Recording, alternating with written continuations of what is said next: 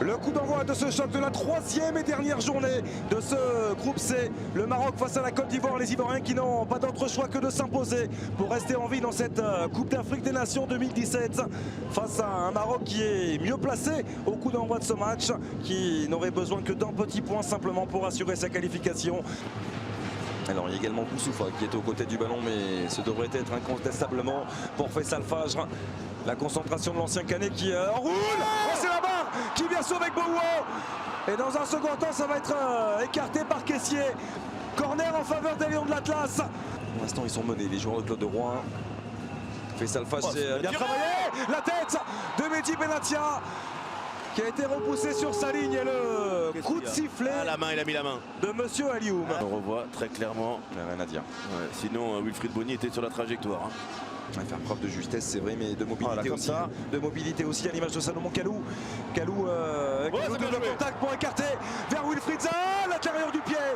Ballon repoussé par Mounir.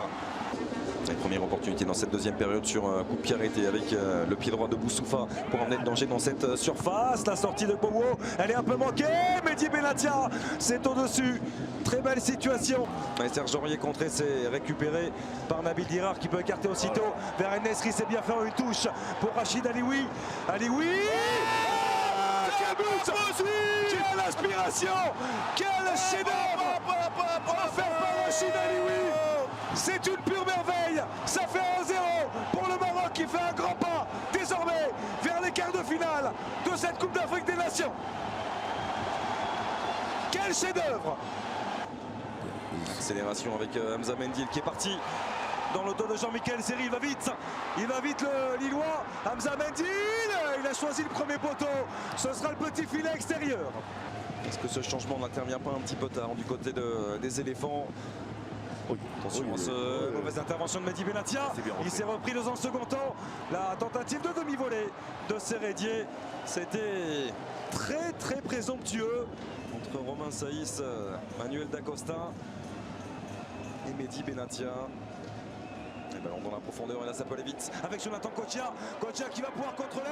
Kotia dans la surface et il a oublié le ballon. Il ne savait plus où il se situait ce ballon, Jonathan Kotia. Et c'est terminé, on en restera là.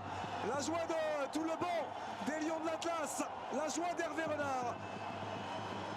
Très grand moment de traversée par le sélectionneur marocain. Une joie très contenue. Le Maroc se qualifie pour les quarts de finale de cette Coupe d'Afrique des Nations. Il n'avait plus connu cela depuis 2004, les Lions d'Atlas.